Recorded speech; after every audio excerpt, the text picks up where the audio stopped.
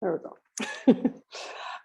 So hello, my name is Mhari Robinson. I might pin myself actually, just so you can see me. There we go. I'm here with a small group of people. I feel like I'm broadcasting. It's very, very professional. And I'm going to talk through some of the questions we've had from people this week. I've done 14 sessions on Zoom and phone calls with individual artists, and producers, which has been brilliant. And we've had lots of really interesting questions, and I was able to talk a lot about what I see for the project. So I thought we could just bash through those now, if that's all right. So yes, so question one, how will the project work in practice? I'm going to do a bit of reading if that's okay, just because otherwise I just go hither and thither and forget things. So we're hoping to recruit a team of artists and a producer who between them can deliver projects across 6 areas of Scotland with 3 target groups. There are various things to be defined by the process of recruitment. So where the artists are based, who they aim to work with, where and how. So we don't know who's going to apply, in other words. Once we know what the applicants look like and how well they might meet the criteria, we'll begin to kind of puzzle out what that looks like. So these factors, I've said, will determine the shape of the project broadly. Each artist will then work in collaboration with people from at least one of the target groups and be supported by the other artists in the group. So each project will be co-created with the chosen target group, and our aim is that artists won't be working in isolation, as is often the way, but we'll be working collaboratively. So you'll be leading on one project and supporting others. The projects could be any art form. As a company, we've historically made performance projects, which are multi-art form. But as long as the work creates high quality sensory creative experience for all included, then that meets our goals. Question 2, can you tell me more about the geographical spread of the project? How will the artists work across regions? So we've said that work can be delivered in person, online, through letterboxes or over the telephone or any other thing you can think of. It's about making a creative connection. So depending on the nature of the projects and the target groups that the artists want to engage with, this might be a big group of people or it might be an individual. It may include people from the target groups, but also their friends, carers, siblings, or families as well. Can you tell me about the nature of the collaboration between the artists? So again, we imagine that the team will work together collaboratively with each artist leading on one or more projects and support the other artists in theirs. So I think the first kind of month or 2 of the project is really going to be an opportunity for each of the artists and the producer to learn about each other as a group and to establish areas of interest, who they're keen on working with, and how collaborations, how artists might support each other as well, because we've got one producer and 6 artists. So I don't think it'll be a traditional producing relationship, well, one that I'm used to, for example. So I think there'll be a lot of co-facilitation, a lot of working together, and co-counselling. And I think it would be lovely if there was a real mix of people in that group of different experiences and backgrounds and all the things I said in the application pack. Someone else has asked, is there any way that role could be a job share? So I find collaborative working wonderful anyway, so would happily apply if it was possible to share it. So I've said we'd welcome a job share application, that's absolutely fine. There's 2 approaches you could do to a job share, or if you don't feel that you have the time commitment to meet the kind of 6 months full time or 2.5 days a week or whatever. If you feel you could do less of that, and there might be access requirements that restrict what you can do or in that, but you could apply, I think, stating clearly the time you have available. So how you would like to work. If you've got a clear intention in your application of like, actually, I'd love to do this, but I've got 1 day a week. I've got 1 day a week for a year, but that's what I've got.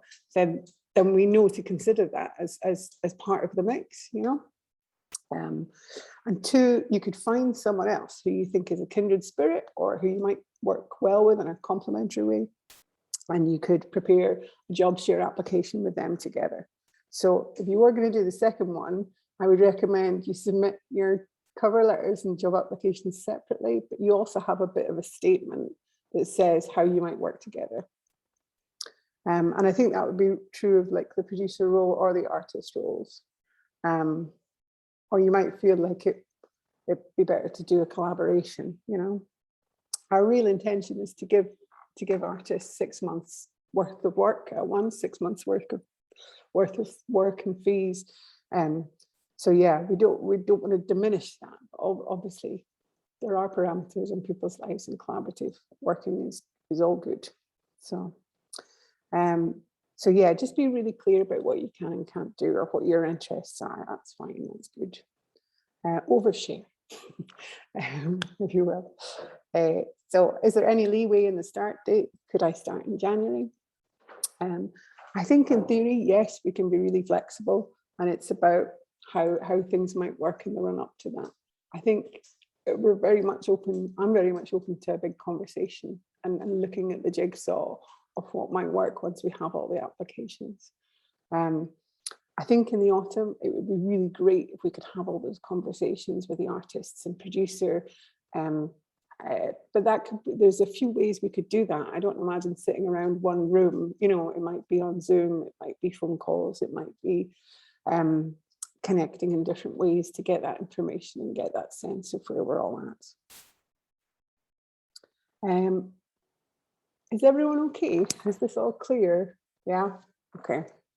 I can't see anyone frowning, so I'll bash on. So do like put the fire alarm on if you need to stop me. Have you identified the groups or individuals that you're hoping to engage with this work? So we've said we've not identified groups that the artists will work with. That really depends on who the selected artists want to work with and what their specialisms are. We'll be looking for a team of artists to work with a range of people between them, people in our target groups, as well as those who live around them or with them. We aim to work with those who've been most excluded by mainstream activity, but work can include the families, friends, and carers as well. Is it a particular age group that you're looking to engage with? So are you looking to engage with children and young people, or adults, or both? Are you working with schools?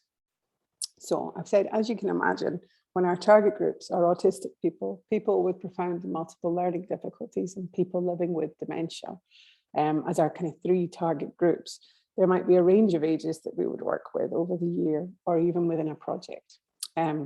We've not defined these. Ideally, as a program, we would have an intergenerational reach. That would be ideal over all of the projects and all the work that happens. But we wouldn't want every project or every artist to have the same focus.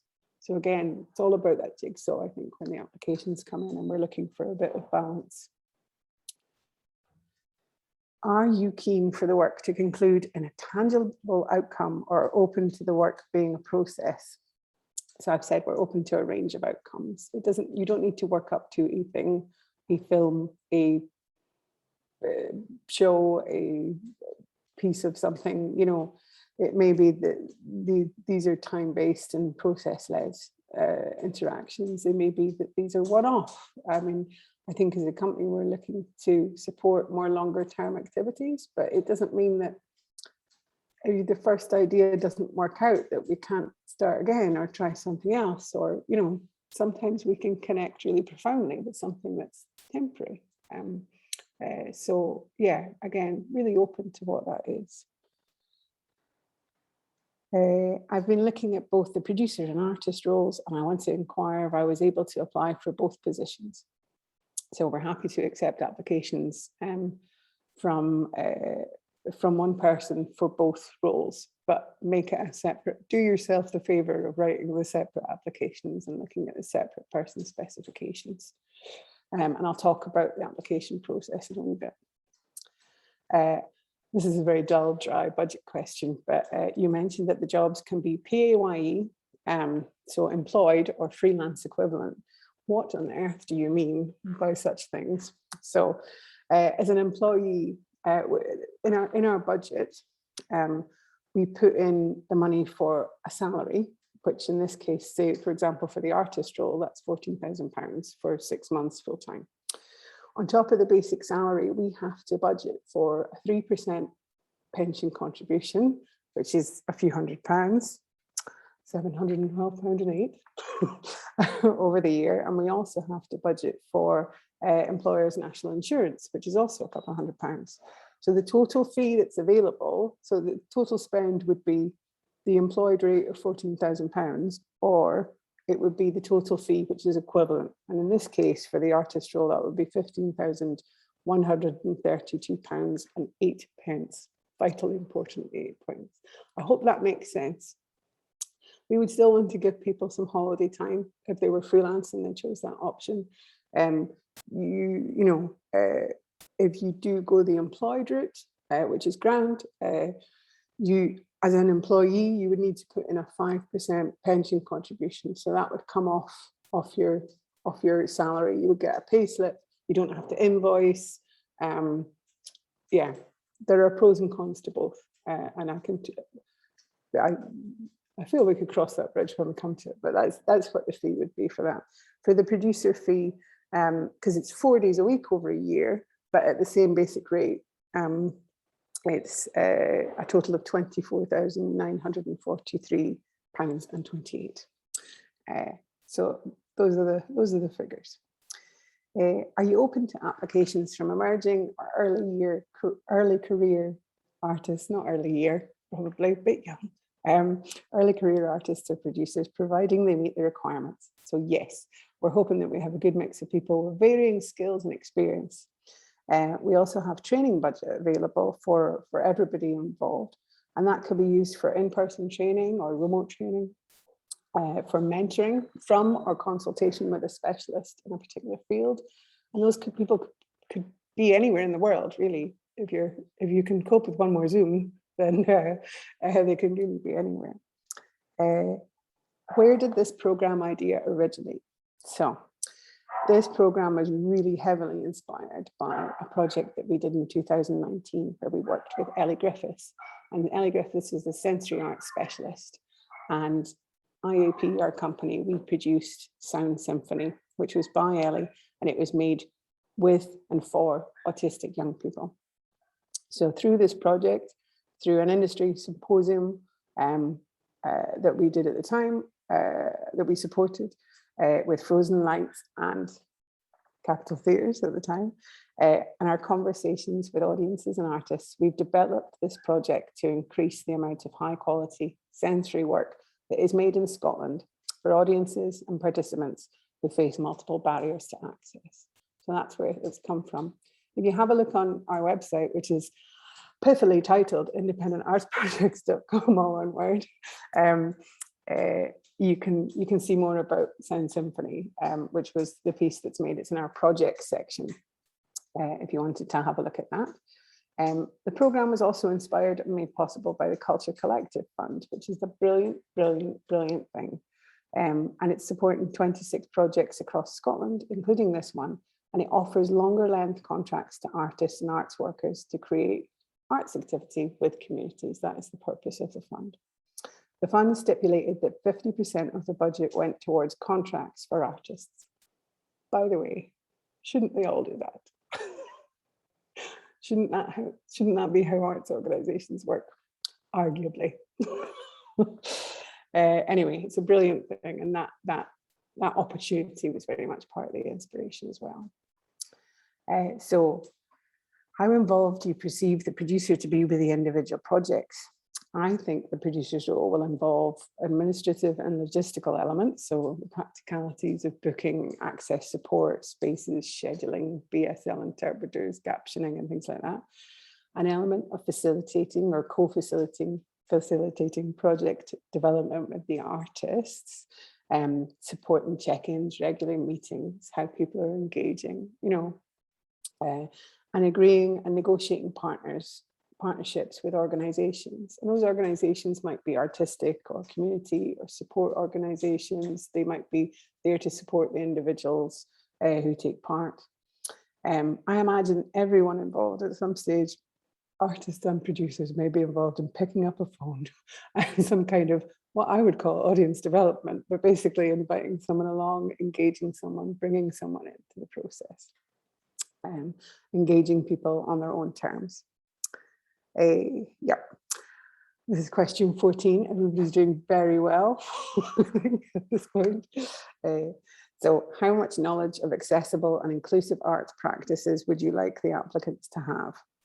So this is one of the essential criteria in the person specification. So it's a really great question. So it's important to articulate how well you feel your experience, knowledge will help you meet that particular criteria.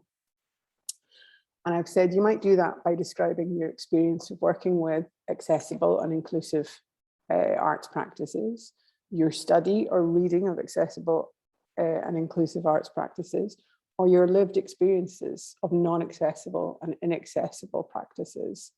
I hope that gives an idea of the kind of thing we're looking for in the cover letter. And I've underlined this bit for importance, so please imagine my face to be underlined at this point. It's important to note that each application will be assessed on its ability to meet the essential and desirable criteria in the person specification. So go through each line one by one and try to articulate how your experience meets that criteria. Be explicit and use examples from your CV. When we score the application, we will mark each application against those lines and give it a score of either 0, we don't feel you've met the criteria, if it's 0, 1, you've partly met the criteria or you have some knowledge or experience in that area, or 2, you've really articulated that you can meet this criteria. Yeah, so that might be through, I've said it, it's clear, you get 2, it's clear you have good experience, knowledge or transferable skills that will prepare you for this element of the work. And the highest scoring applications using that system will be invited for interview. So that's how that process works up to the interview stage. Next question, do I need to pitch an idea in my application? No, you don't. We don't want your ideas, quite frankly. Not to be rude or anything, I'm sure you're fantastic at generating ideas. But we don't need any at this stage. You don't need to present an idea or pitch a finished product, and you won't need to do that if you're invited for interview either. That's really critical to know. You don't need to develop something for this. You don't need to provide a marketing plan either. The artists will be co-creating work with the groups of people, so it's probably not the most appropriate to have a really fixed idea of what you want to do across the year. What we're interested in hearing from you is what areas of exploration or inquiry or shared interest you might be interested in exploring with a group or an individual. So this project is not about engaging big numbers. We're looking for rich or deeper engagement than you might normally find. However you might interpret such a woolly sentence. We're looking for artists who can work collaboratively, co-authoring work that connects with people who've been isolated by society, especially over the last couple of years. Statement rather than question, I'm not sure I have the experience that you're looking for, but can I still apply anyway? Should I apply? There's a lot of questions like that. And I would say, take a good look at the person specification and see if you can meet those criteria. We're looking for a mix of enthusiasm and experience with our team. If you feel you can meet the essential person specification to a decent degree, I'd encourage you to apply. Send me an email if you have any specific questions. I am here. Or, at jobs@independentartsprojects.com. I have one more question for just now. If you've already involved in another culture collective project, can you still apply, or does that prevent you from applying? It doesn't prevent you from applying. We don't look, we've clearly stated in the job application pack everything we're looking for. And as far as I'm aware, there's absolutely no criteria that would prevent you as a freelancer, especially being involved in work from different organizations. That's fine. You're not going to be engaged in an exclusive contract. You're not going to be engaged full-time, unless you want to work in full-time chunks or bits. Yeah, so that's absolutely fine. If you're already involved in another culture collective project, it shouldn't prevent you from applying. Yes. I suppose one of the things to say is about time and how time might be used as well. The artist contracts are 6 months equivalent, and I think there's a lot of flexibility within that for each person to say what might work for them. You know, I think we're looking for regular engagement with the team as a whole, but as a freelance creative, I imagine you will have projects that require intensive periods and ones that require less intensive periods, and that yeah, so it doesn't have to be 2.5 days a week for a year, and it doesn't have to be 6 months full time. It could be something in between, and it could be something sporadic. And whatever it is we decide, and how you will work and how you will use your budget of time and fee or salary, you know, we'll figure that out when we get there, I think, if that's okay. If anybody's got any specific questions about that, I'd be happy to respond. Has anyone got any questions? Yeah.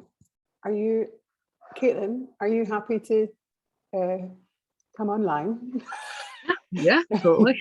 Yeah. I was just wondering, obviously with the kind of chosen audience that we would be looking at is kind of neurodiverse people, that you would also be open for the applicant to be neurodiverse themselves. Yeah, absolutely. If you have a look at the job application packs, I've tried to articulate that better there, so I realise I've not said that today. So yeah, absolutely, cool. Very welcome. Anything else for just now?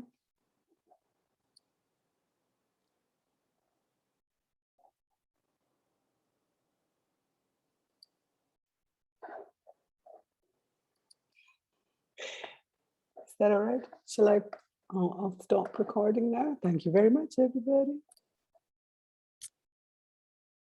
Hi again. I just want to mention a couple more points.